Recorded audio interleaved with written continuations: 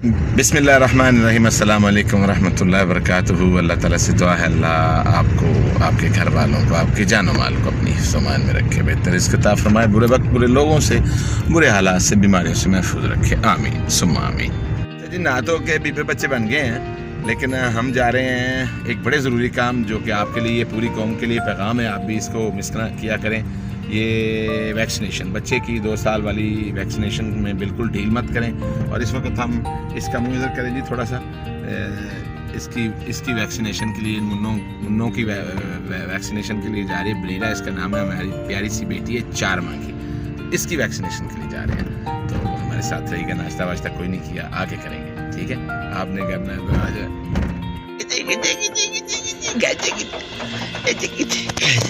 आपको पीछे ना ये है जी गुड़िया, जिनके टीका लगेगा ये टीका लगेगा, ठीक है, ठीक है, ठीक है। ले जनाब, वैक्सीनेशन के बाद आए हैं फ़िल्टर से हम पानी भरने। तो फ़िल्टर वाला पानी बड़ा ज़बरदस्त पानी होता है, आप भी फ़िल्टर वाला पानी इस्तेमाल किया करें। ले जनाब, वैक्सीनेशन वगैरह हो गई है और टाइम करते कराते 1 के करीब आ गया।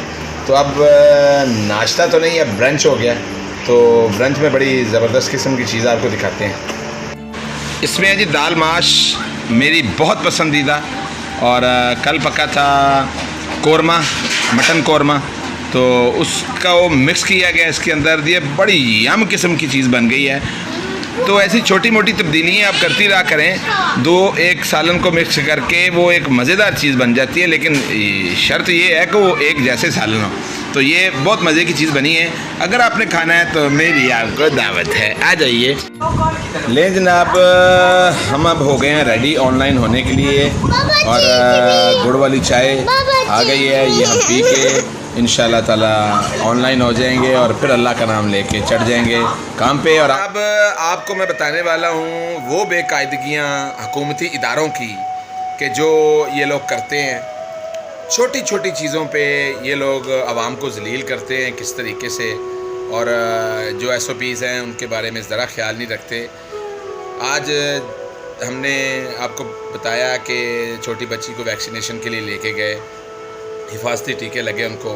तो जनाब, इवन के स्पिरिट और स्पिरिट सोएब जो है वो दस्तयाब नहीं था, और कहने लगी डॉक्टर साहबा कि जी ये तो गुनाह कबीरा है इसके ऊपर स्पिरिट सोएब लगाना।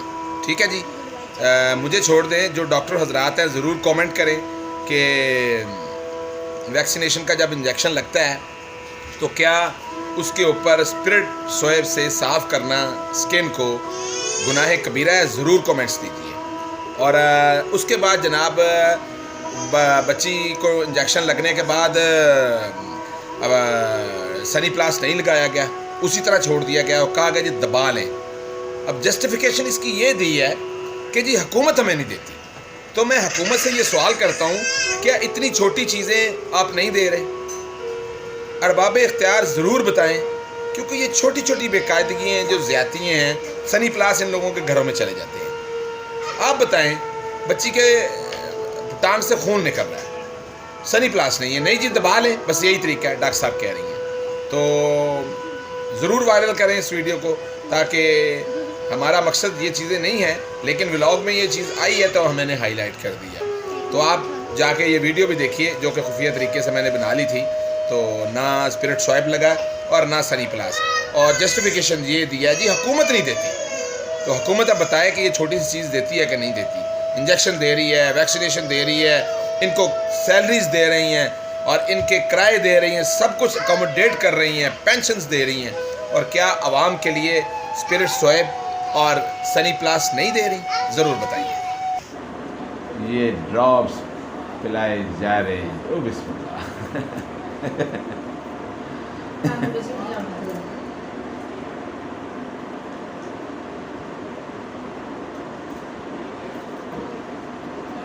पजामा ऊपर। स्पिरिट सोएब नहीं, स्पिरिट सोएब तो हर इंजेक्शन पर डॉक्टर साहब यूज़ करते हैं।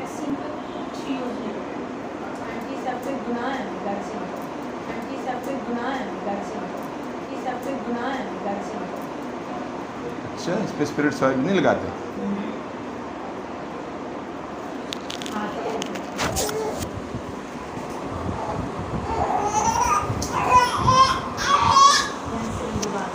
दबा कर।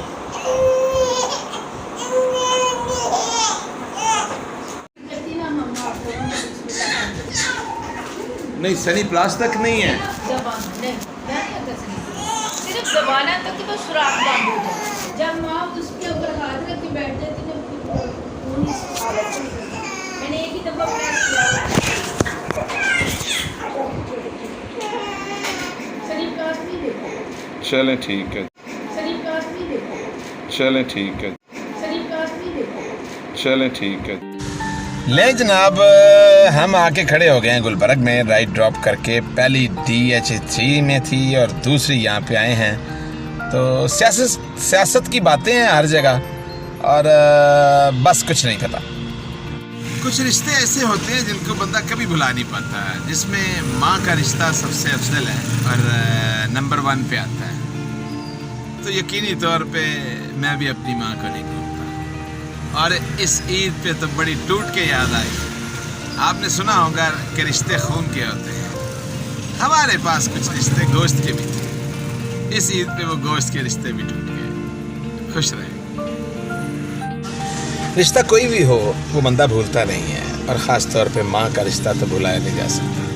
तो मैं भी अपनी माँ को हमेशा याद रखता हूँ, लेकिन इस ईद पे वो बहुत याद आई, टूट के याद आई, बहुत याद आई। Story time. चलें जी, पार्ट 3 आते हैं। पार्ट 3 में ये हुआ जनाब, पार्ट 2 में ये हुआ कि हमें पासपोर्ट मिल गया और टोटली आई वाज सरप्राइज कि यार पासपोर्ट भी इस तरह बन सकता है, और बिल्कुल एक नंबर तरीके से, उसमें कोई 2 नंबर ही नहीं थी। लेकिन सलाम है उस बंदे के कॉन्टैक्ट्स को। उस वक़्त इस तरह भी होते थे, लीगल काम भी वास्ते के साथ बड़े तगड़े हो जाया करते थे, तो लीगल तरीके से यानी। तो पासपोर्ट मिल गया जनाब। वो शाम को अमानत साहब क्लिनिक पे तशरीफ़ लाए और मुझे मुस्करा रहे थे देख के, कह रहे डॉक्टर साहब आपको बुरा लगा जब मैंने आपको सुबह आके ये कहा कि जी ये मेरा पासपोर्ट ले आए। मैंने फ्रैंकली उसको बताया, मैंने कहा यार अमानत चूँकि तुम्हारी मेरी कोई ऐसी ख़ास वो नहीं थी कि आप मुझे आके एक अपना काम दे देते, तो आपने दिया, लेकिन इखलाकी तौर पे मैंने उसको मना नहीं किया। तो मेरे जहन में ये नहीं था कि आपने मेरा काम करना है, वो मैं टोटली या ख़ुद भी नहीं इतना वो सीरियस था। और इस तरह से इतने यानी 2 दिन के बाद पासपोर्ट बनना और इस तरह से बनना इम्पॉसिबल है।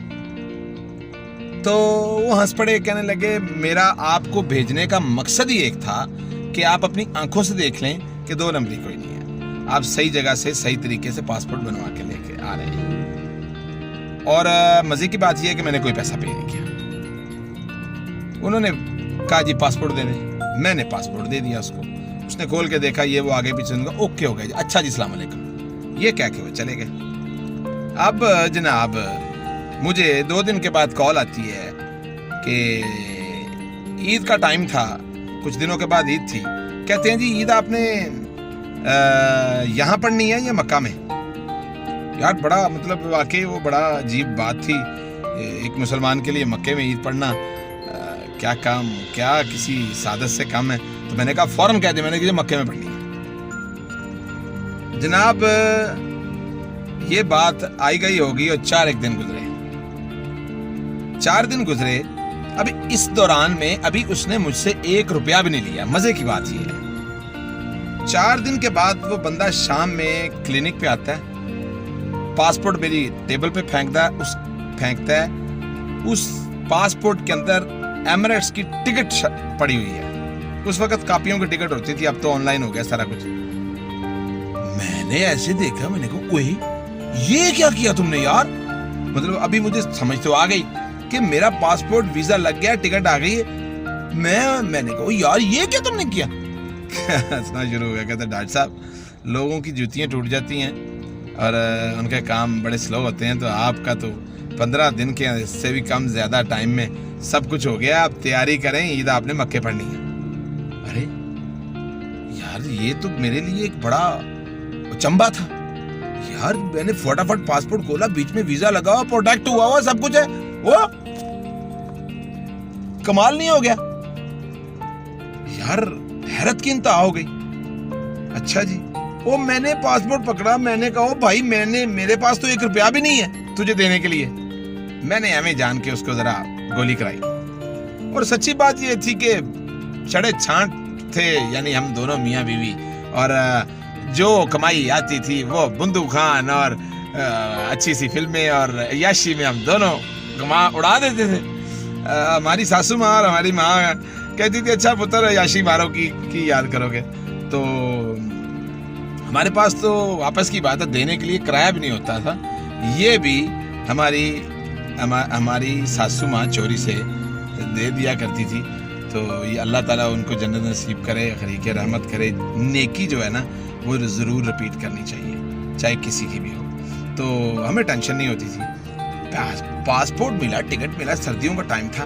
मैं एकदम से परेशान हो गया। मैंने कहा यार आजकल जो रेट चल रहा है वो 1.5 लाख रुपया है सऊदी अरेबिया का, और पासपोर्ट भी बन गया है सारा कुछ। मैंने अभी इसको 1 रुपया भी नहीं दिया। मैंने जनाब वो क्लिनिक उसी वक्त बंद किया। मैं गया बंद करके अपने ससुराल, और ससुराल गया तो बहाने से मैंने उनसे पूछा कि क्या आप लोगों के पास कोई 70-80 हज़ार रुपया है। तो उन्होंने एक मकान लिया था तो खाली हुए पड़े थे बिल्कुल। उन्होंने कहा बेटा मकान हमने अभी तुम्हें पता लिया है तो पैसे तो नहीं है, बिल्कुल भी नहीं है। तुम 80 हज़ार बस की बात कर रहे हो, 8 हज़ार नहीं है। अभी तो उनका 2 लाख देना है। तो अब ये काफ़ी था मेरे लिए। तो जनाब आली फिर मैंने रात के 10 से 11 बजने वाले थे, सोचने के बाद अपनी बीवी को कहा बैठ RX 115 पे, और जनाब अपनी अम्मी के पास पहुंचे। हाय अम्मी आती हैं। मेरा मकसद ये नहीं है कि मैं सास साहिबा के लिए कुछ कह रहा हूँ, वो भी मेरी माँ से कम नहीं थी। मैंने पहले बताया कि वो औरत अल्लाह उसको जन्नत कदमों और करवट जन्नत नसीब करे। उन्होंने बड़ी मदद की हमेशा हमारी। तो मैं वैसे वो अम्मी की बात कर रहा हूँ कि बंदा आखिर पे फिर वहीं जाके माथा टेकता है कि ये मेरी माँ है।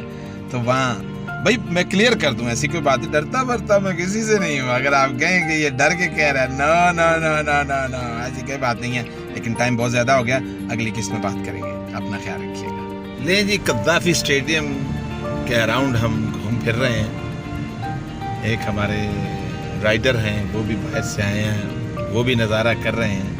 तो मेरे पास ये मौका था कि आपको भी कद्दाफी स्टेडियम का तवाफ़ करा दूँ। और ये जनाब हो रही है ड्राइविंग चेक पुलिस की। ये है लाहौर का कद्दाफी स्टेडियम, जिसको आम ज़ुबान में कज़ाफ़ी स्टेडियम कहा जाता है। और ये हम गुज़र रहे हैं गेट नंबर 4 अब्दुल कादर और 5 माजिद खान। पानी देखिए। और ये है जनाब खूबसूरत मस्जिद जो आपको नज़र आ रही है। ये देखें जी, बेहतरीन तर्ज तामीर मस्जिद की इस वक्त आपके सामने नज़र आ रही है, जो कि कद्दाफी स्टेडियम के बिल्कुल सामने बनी हुई है। और आपस की बात है, मैं भी पहली दफ़ा ही आया हूँ यहाँ। देखिए बहुत प्यारी तामीर। हम खड़े हैं इस वक्त गुलबर्ग में, लिबर्टी में, और आगे पीछे आपको ये नज़र आ रहा है सारा लिबर्टी। ठीक हो गया जी। यहाँ से देखिए, ये है जी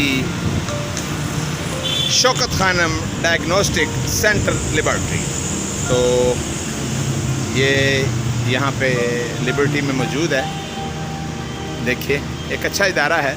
मेरे साथ जो राइड है वो कोविड टेस्ट के लिए यहाँ पे आए हैं। तो यहाँ इनका कोविड टेस्ट होगा। ठीक हो गया जनाब। अब एक मनचला नौजवान मेरे साथ है, और आप बहुत अच्छी तरह जानते हैं कि मैं व्लॉग में बहुत कम राइडर्स को लेता हूँ। तो मेरा दिल किया इसको लेने के लिए, इसलिए कि इसकी जो कंपनी है ये दुनिया को टूरिस्ट कंपनी और टूर्स कराती है। यार नाम इसका सुनेंगे तो आप भी एक दफ़ा हंसेंगे, द वंडर ऑफ पाकिस्तान, यानी अवारा पाकिस्तान के आवारा नौजवान। तो मुझे बहुत अच्छा लगा। क्या नाम है आपका जी? मेरा नाम जवाद है, जब- मेरी कंपनी का नाम भी वंडर्स ऑफ पाकिस्तान है। अच्छा हम डोमेस्टिक टूर वगैरह करवाते हैं अच्छा। All over Pakistan. थोड़ा सा बोलिए। ऑल ओवर पाकिस्तान हम थोड़ा डोमेस्टिक टूर्स वगैरह कराते हैं। सारा हमजा इस कर वाली साइड पे That's भाई से good. मेरी मुलाकात हुई है, तो उन्होंने मुझे बताया कि वो भी व्लॉग्स वगैरह करते हैं, तो बड़ी खुशी हुई है इनसे मिलकर। Thank you very much. मैंने नाम बता दिया जी आपको। अगर मैं फ्री ऑफ कॉस्ट कर रहा हूँ, इनसे कुछ नहीं लिया, सिर्फ राइड के पैसे लूँगा। मतलब आप ये समझिए कि शायद मैंने इनसे पैसे लेकर इनको ऐड दे रहा हूँ। नहीं नहीं नहीं नहीं, क्योंकि इनका नाम यार मुझे बड़ा अच्छा लगा कि आवारा पाकिस्तानी। खुश रहिए, जल्ला आपको तरक्की दे। ले जनाब, उस राइड को ड्रॉप करने के बाद एक अच्छी छोटी सी मुन्नी सी राइड मिली थी, और उस राइड ने अब जाना है अड्डा प्लाट। और अड्डा प्लॉट है जनाब यहाँ से तकरीबन 26 किलोमीटर। हमारा कोई इरादा नहीं था, लेकिन उन्होंने प्राइवेट ऑफ़र की, अच्छी ऑफ़र की, तो जनाब एप्लीकेशन बंद करके हम जा रहे हैं अड्डा प्लाट।